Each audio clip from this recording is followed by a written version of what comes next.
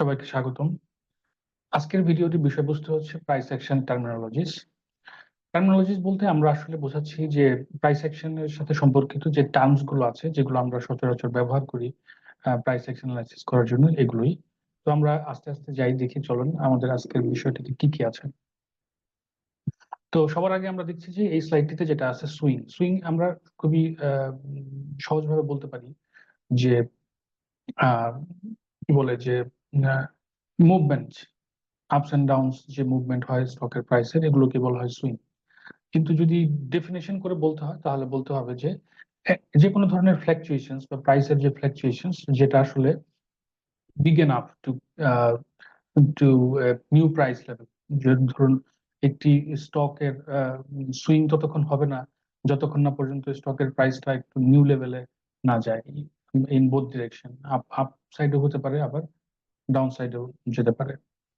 এখন এই ফ্লাকচুয়েশনসটা আসলে এটা ইন্টারডে হতে পারে, মান্থলি, উইকলি, ইভেন ডেইলি হতে পারে, বিভিন্ন টাইম ফ্রেমে হতে পারে। তো যে টাইম ফ্রেমেই হোক না কেন, আমাদের যে ফ্লাকচুয়েশনস গুলো আমরা অ্যানালাইসিস করি, এগুলোকে আমরা বলি সুইং। তো সুইং, শুধু কিছু কিছু ট্রেডার আছে, আপনারা হয়তো জেনে থাকবেন যে তারা শুধুমাত্র সুইং এর উপর ট্রেডিং ডিসিশন নেয় বা সুইং অ্যানালাইসিস করে। পরবর্তী যে টার্মটা আছে সেটা হচ্ছে পিভট। পিভটটা আসলে এই যে একটু আগে যেটা বললাম সুইং, এই সুইং এর যে পিক এবং যে ট্রাফ, এই দুটোই আসলে পিভট। তো একটা প্রাইস যখন প্রোগ্রেস হয় তখন যখন সে ফর আপসাইডে যাচ্ছে, তখন হয়তো নিউ হাই ক্রিয়েট করতে করতে যাচ্ছে। কিন্তু এই প্রত্যেকটা হাই এবং তারপরে যে লো হয়, এই লো, এই যে টার্নিং পয়েন্টটা, এই টার্নিং পয়েন্টটাকে বলা হয় পিভট। সবচেয়ে ইম্পর্টেন্ট যে বিষয়টা এখন আমরা বলবো এই স্লাইডের স্পেশালি, সেটা হচ্ছে যে একটা টার্ম আছে যেটাকে বলা হয় সুইং ফেইলার। তো সাধারণত যখন হয় যে এমন হয় যে আপনার প্রাইস প্রোগ্রেশন হচ্ছে থ্রু সুইং, তো এই সুইং এর একটা কমন টেন্ডেন্সি থাকে যে আপ টু দ্যাট লেভেল আর আপ টু সার্টেন লেভেল হয়তো প্রাইস আপস এন্ড ডাউনস করছে। কিন্তু কখনো কখনো হয় যে যেটা তার এক্সপেক্টেড লেভেল, যে কোনো সুইং যাওয়ার কথা ছিল, সেটা যখন হয় না, তখনই আপনার হচ্ছে যে বুঝতে হবে যে কোনো একটা কিছু প্রাইস অ্যাকশনের মধ্যে ঘটছে, যেটা আসলে আহ, আপনার যে কি বলে টার্গেট লেভেল যেটা ছিল সে পর্যন্ত যাচ্ছে না। তার মানে যে এক্সপেক্টেড সুইংটা ফেল করছে। তো আমরা এই ক্লাসিক্যাল টেকনিক্যাল অ্যানালাইসিসে, স্পেশালি প্রাইস অ্যাকশন অ্যানালাইসিসে, যখনই দেখবো সুইং ফেলার, তখনই আমাদেরকে এটা একটা ইম্পর্টেন্ট হিসেবে মেনে নিতে হবে যে সুইং ফেলার হওয়া মানেই হচ্ছে যে সামনে বা অদূর ভবিষ্যতে একটা ট্রেন্ড চেঞ্জ হওয়ার সুযোগ আছে। তো ট্রেন্ড যেহেতু আমরা স্পট আউট করতেই হবে আমাদের, to get profit or to get entry signal, তো সুইং ফেলারটা খুবই প্রয়োজনীয়। এই বিষয়টি মাথায় রাখবেন। এই স্লাইড থেকে আমরা একটা নোট রাখতে পারি যে সুইং ফেলার ইজ ভেরি ইম্পর্টেন্ট। এখানে আমি যদি একটু আপনাদেরকে বলি তাহলে দেখবেন, if you look into my cursor, তো দেখেন এখানে প্রাইস কি হয়েছে, নিউ হাই হয়েছে।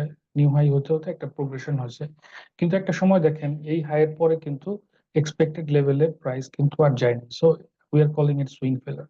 এট দ্য সেম টাইম প্রাইস যখন ডাউন সাইডে থাকে, ডাউনওয়ার্ড ডিরেকশনে থাকে, তখন কি হয়, তখন নিউ লো ক্রিয়েট করতেছিল প্রাইস একটা সময়, বাট একটা সময় এমন আসলো যে আসলে নিউ লো আর ক্রিয়েট করতেছে না। তো এক্সপেক্টেড লেভেলে যখন যাচ্ছে না সুইংটা, তখনই হচ্ছে যেটাকে আমরা বলছি সুইং ফেল। আমার মনে হয় যে আপনাদের সবার ক্লিয়ার হচ্ছে। ভবিষ্যতে আমরা আরো এক্সাম্পল দেখবো। আচ্ছা, পরবর্তী স্লাইডে যে বিষয়টি আছে সেটা হচ্ছে যে আমরা আহ, একটি বিষয় আমরা হয়তো খেয়াল করব যে আপনার এই সুইং গুলো একটু আগে যেটা দেখলাম, এটার একটা রিদম আছে।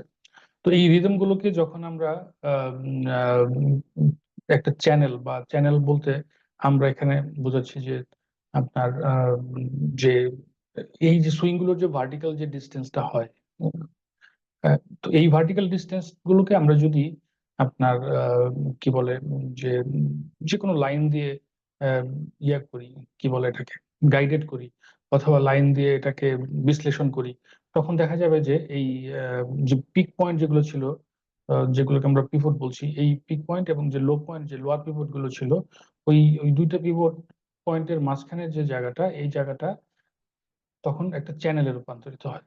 তো এটাকে আমরা বলি চ্যানেল। আর এই চ্যানেলের মধ্যে যে প্রাইসের ফ্লাকচুয়েশনস হয়, এটা আপ সাইডেও হতে পারে, ডাউন সাইডেও হতে পারে, আবার ধরুন ফ্ল্যাট বা সাইডওয়েজ মুভমেন্টও হতে পারে।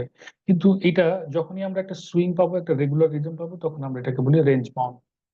তো মেইনলি রেঞ্জ বাউন্ডটা হচ্ছে সাইডওয়েজ কি বলে, কিন্তু সুইং রেঞ্জ বলতে আমরা আসলে আপ সাইড এবং ডাউন সাইডে যে ভার্টিক্যাল ডিস্টেন্স যে সুইং গুলো হয়, এগুলোকে আমরা বলতে পারি। আর এই সুইং গুলোকে যখন আমরা দুইটা লাইন দিয়ে, একটা হচ্ছে নিচে এবং আরেকটা হচ্ছে উপরে, I mean all the pivots connect করে যখন আমরা পাবো, উপরের লাইনটাকে বলবো আপার পিভট, আপার বাউন্ড, এবং নিচের লাইনটাকে বলবো লোয়ার বাউন্ড। নেক্সট স্লাইডে যাচ্ছি আমরা। নেক্সট স্লাইডে আরো কয়েকটা ডেফিনেশন আছে। এর মধ্যে একটা হচ্ছে কনসলিডেশন। কনসলিডেশনটা হলো আসলে আমাদের যখনই আমরা দেখবো যে এই সুইং গুলো হচ্ছে, এটা একটা নর্মাল সিনারিও, একটা রেগুলার ইন্টারভালে আমরা সুইং গুলো পাবো, কিন্তু একটা সময় এমন হবে যে এই সুইং গুলোর পরবর্তী এক পর্যায়ে হতে পারে, সেটা মধ্যবর্তী কোনো পর্যায়ে প্রাইস অ্যাকশনের, অথবা একদম শেষ কোনো পর্যায়ে যেখান থেকে রিভার্সাল আসবে। তো সবসময় যে সুইং ফেলিওর হয় তা না, কখনো কখনো যেটা হয় কনসলিডেশন হয়। তো কনসলিডেশন যে হলো, যেটা তার মানে হলো যে আপনার একটা আরো সুইং এর যে নর্মাল রেঞ্জটা ছিল প্রাইস ফ্লাকচুয়েশনস এর, কনসলিডেশনের ক্ষেত্রে অনেক লো রেঞ্জে বা লো ফ্লাকচুয়েশনস এর মধ্যে এটা মুভ করে ফর এ সার্টেন পিরিয়ড। তো এখানে আমাদের একটা এক্সাম্পল আছে, আপনারা যদি দেখেন চার্টের মধ্যে, সেটা হলো এখানে একটা আপ ট্রেন্ড ছিল, আপ ট্রেন্ডের পরে একটু ডাউন ট্রেন্ড, ডাউন ট্রেন্ডের পরে এইখানে একটা কনসলিডেশন হয়েছে। কনসলিডেশন মানে হচ্ছে যে এইখানে যে সুইং এর যে রেঞ্জটা ছিল আপ এন্ড ডাউনের, এইখানে একটু কম রেঞ্জে এটা মুভ করেছে, এইখানে যে রেঞ্জ ছিল। কিন্তু এখানে মনে রাখতে হবে যে কনসলিডেশন কিন্তু ইট টেক্স টাইম, যে কোনো ইন্টারভ্যালই হোক না কেন। তো কনসলিডেশনের সাথে দুইটা জিনিস থাকবে, একটা হচ্ছে যে পরে সার্টেন পিরিয়ড এটা সার্টেন লেভেলে আপনার হচ্ছে যে ওই একটু ন্যারো রেঞ্জে সুইং করবে, এটাও সুইং বাট খুব ন্যারো রেঞ্জে, এটাকে বলবো আমরা কনসলিডেশন। আর প্রাইস অ্যাকশনের অন্যতম একটা বিষয় হচ্ছে, যেটা আমরা সবসময় অ্যানালাইসিস করবো প্রাইস অ্যাকশন অ্যানালাইসিস করতে গেলে, এটাকে বলা হয় প্যাটার্ন। এখন প্যাটার্ন কেন হয়, এটা একটা প্রশ্ন করতে পারেন আপনারা, যে ক্লাসিক্যাল টেকনিক্যাল অ্যানালাইসিস অনেক ধরনের প্যাটার্ন, ওয়ার অনেক নাম আছে, যে নামগুলো আসলে হয়তো অনেক সময় অনেক কি বলে যে একটু অন্যরকম লাগে, কিন্তু আমরা আসবো সেগুলোতে একটু পর। তো প্যাটার্ন আসলে হয় হচ্ছে যে, আপনি চিন্তা করুন যে প্রাইসের যে বিহেভিয়ার হয় বা প্রাইস যেভাবে প্রোগ্রেশন হয় বা রিগ্রেশন হয়, এর মধ্যে কিন্তু একটা একটা কমন একটা বৈশিষ্ট্য কিন্তু খুঁজে পাওয়ার চেষ্টা করা যেতেই পারে। প্রথম কথা হচ্ছে যে সুইং ফেলার ছাড়া কিন্তু, অথবা কনসলিডেশন ছাড়া কিন্তু আসলে কোনো প্রাইস ডিরেকশন চেঞ্জ হয় না।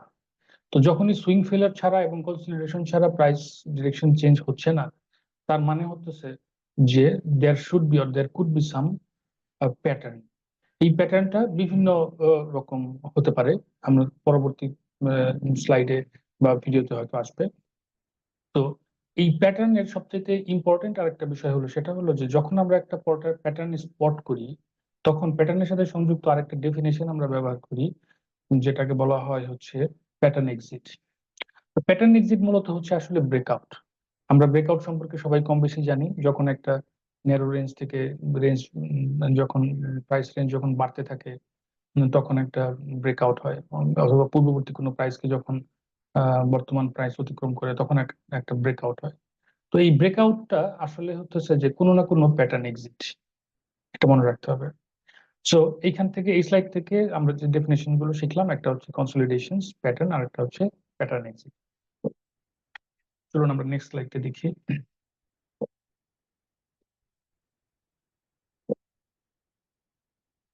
আচ্ছা, এই স্লাইডে আমরা তিনটা ডেফিনেশন রেখেছি, সেটা হচ্ছে যে ট্রেন্ড, আমরা তো সকলেই জানি ট্রেন্ড মানে হচ্ছে প্রোগ্রেশন। তো পরের স্লাইডে আরো আছে বিষয়গুলো নিয়ে, কিন্তু ট্রেন্ড সাধারণত তিন রকম হয়। এটা হচ্ছে টাইম ফ্রেমের পার্সপেক্টিভে অবশ্যই। তো টাইম ফ্রেমের পার্সপেক্টিভে আমরা খুব সহজেই বলতে পারি, যেটা লম্বা সময় ধরে ট্রেন্ড যেটা হয় সেটা লং টার্ম ট্রেন্ড, যেটা মাঝামাঝি সময় বা ইন্টারমিডিয়েট সময় ধরে হয় সেটা ইন্টারমিডিয়েট ট্রেন্ড, এবং যেটা আপনার শর্ট টার্মের জন্য হয় সেটা শর্ট টার্ম ট্রেন্ড। কিন্তু ইউজুয়ালি আমরা টেকনিক্যাল অ্যানালাইসিস যারা করি, আমাদের একটা মানদণ্ড আছে, কোনটাকে আমরা লং টার্ম বলবো, কোনটাকে সেকেন্ডারি বা ইন্টারমিডিয়েট বলবো, এবং কোনটাকে শর্ট টার্ম বলবো। ইউজুয়ালি যেটা হয়, যে ট্রেন্ড গুলো বা যে প্রাইস প্রোগ্রেশন গুলো আপসাইড অথবা ডাউনসাইড ইট টেক্স মোর দেন 1 ইয়ার, এগুলোকে আমরা সাধারণত প্রাইমারি ট্রেন্ড বলি বা main trend, major trend. On the other hand, যেগুলো আসলে আপনার less than 3 months, say for 3 weeks two 3 months, এগুলোকে আমরা বলি সেকেন্ডারি ট্রেন্ড বা ইন্টারমিডিয়েট ট্রেন্ড। আর লেস দেন 3 মান্থস যে কোনো ধরনের ট্রেন্ডকে আমরা বলি হচ্ছে শর্ট টার্ম ট্রেন্ড। তো শর্ট টার্ম ট্রেন্ডের সবচাইতে বড় যে বিষয়টা, সেটা হলো মনে রাখতে হবে যে অনেকগুলো শর্ট টার্ম ট্রেন্ড মিলেই কিন্তু হয় হচ্ছে একটা সেকেন্ডারি ট্রেন্ড, এবং অনেকগুলো সেকেন্ডারি ট্রেন্ড মিলে হয় হচ্ছে একটা মেজর ট্রেন্ড। তো আমরা ডেফিনেশনের ক্ষেত্রে এই তিনটা জিনিস জানবো, কারণ এই তিনটার সাথে খুবই জরুরি আরো তিনটা বিষয় আছে। সেটা হচ্ছে যে আমরা যখন ক্লাসিক্যাল টেকনিক অ্যানালাইসিসে প্রাইস অ্যাকশন দেখবো, প্রাইস অ্যাকশনের ইম্পর্টেন্সটা আসলে তার যে টাইম ফ্রেম, ধরি যে কোনো একটা প্যাটার্ন যখন হয়, ওই প্যাটার্নের কনস্ট্রাকশন এবং প্যাটার্ন এক্সিট হতে যে টাইমটা নেয়, এই টাইমটার সাথেই হচ্ছে যে আপনার ওই পরবর্তীতে আরো অনেক অবজেক্টিভ তৈরি হয়, যেগুলো আমরা বিশ্লেষণ করি এই প্রাইস অ্যাকশন অ্যানালাইসিস। পরের স্লাইডটাতে আমরা যাব। পরের স্লাইডে আরো কয়েকটা তিনটা ডেফিনেশন আছে, সরি। তো এক নাম্বারটা হচ্ছে চার্নিং। আপনারা চার্নিং হয়তো কম বেশি জানেন কিনা আমি জানি না, এটা একটা খুবই কমন যারা বিশেষ করে মার্কেট মেকার তাদের কাছে। তো চার্নিংটা হচ্ছে আসলে একটা কনসেপ্ট। এটা আসলে চার্নিং এর আগের কনসেপ্টটা হলো যে এটা একটা ধরে নেওয়া হয় বা বিশ্বাস করা হয় যে আপনার মার্কেটে দেয়ার আর সাম কি বলে যে গ্রুপ অফ পিপলস যারা ইনফর্মড মার্কেট প্লেয়ার্স হতে পারে, তারা স্মার্ট মানি হোল্ডার, স্মার্ট ইনভেস্টর। আবার কখনো কখনো অনেকে আমরা বিশ্বাস করি যে এরকম একটা গ্রুপ অফ পিপলস, যেগুলোকে অনেক ক্ষেত্রে সিন্ডিকেট বলি। তো হোয়াট এভার, তো যখন একটা stock up up upward significantly upward মুভমেন্টে যায়, এটা অনেকে ধরে নেয় যে এটার পেছনে কোনো না কোনো স্মার্ট মানি হোল্ডাররা আছে। তো যখন প্রাইস এই এই এই মানে ফর দেম এটা আসলে আপওয়ার্ডে হয়, তখন আমরা এটাকে বলি মার্কআপ করা। তো প্রাইস মার্কআপ করার পরবর্তীতে একটা স্টেজে গিয়ে আপনার প্রাইসকে ধরে রাখতে হয় অথবা ডিস্ট্রিবিউশন করতে হয়। তো ওই ডিস্ট্রিবিউশন বা ধরে রাখার ক্ষেত্রে দেখা যায় যে প্রাইস অ্যাকশনে খুব বেশি আপনার ভেরিয়েশন হয় না, মানে সুইং গুলো বড় হয় না, সুইং গুলো ছোট হয়, কিন্তু ভলিউম হয় প্রচুর। তো যখনই ভলিউম গুলো হবে, তখন এটাকে আমরা বলবো হচ্ছে যে চার্নিং। সাধারণত যেটা হয়, নর্মালি যখন স্মার্ট প্লেয়ার একটা স্টক নিয়ে কাজ করে, ইন্টেনশনালি অথবা স্ক্যাটার্ড ইনফর্ম প্লেয়াররা, যেভাবেই হোক না কেন, সেটা মার্কআপ হবে, মার্কআপ হওয়ার পরে চার্নিং হবে। চার্নিং করার পরে কখনো কখনো মার্ক ডাউন হয়, আবার কখনো কখনো এটা আপনার এমনিতেই স্টকটা উইক হয়ে গেলে সবাই অ্যাগ্রেসিভলি সেল প্রেশার ক্রিয়েট করে। তো মার্ক ডাউন হয় এমনও আসলে রেকর্ড হয়তো আছে, আদারওয়াইজ এই টার্নগুলো হয়তো টেকনিক্যাল অ্যানালাইসিসে থাকতো না। তো আমরা বিশ্বাস করি যে কেউ মার্ক ডাউন করে করবে না বা করে না, কিন্তু হতে পারে। তো আরেকটি ডেফিনেশন আছে, সেটাকে আমরা বলতেছি ফাস্ট মার্কেট। তো ফাস্ট মার্কেটটা যখন হয়, তখন আসলে যখন এই যে এই মোস্টলি মার্কডাউন ফেসে, তখন অনেক স্টকের আপনার ওই ঠিক মতো লিকুইডিটি থাকে না, লো লিকুইড হয়ে যায়, বিকজ আপনার এগ্রেসিভ সেলের কারণে বায়ার কমে যায় আহ, বা ফেয়ার কাজ করে। তখন আপনার হলো যে একটা ফাস্ট মার্কেট তৈরি হয়। ফাস্ট মানে আসলে এখানে এত দ্রুত একটা মার্কেট যে এখানে আসলে স্টপ লস এক্সিকিউশন করা ডিফিকাল্ট হয়। অথবা ধরুন যে আপনি স্টক যদি কিনে ফেলেন, কিনে হয়তো ওই দিন শর্ট নোটিসে আপনার বড় একটা লস হয়ে যায় এরকম।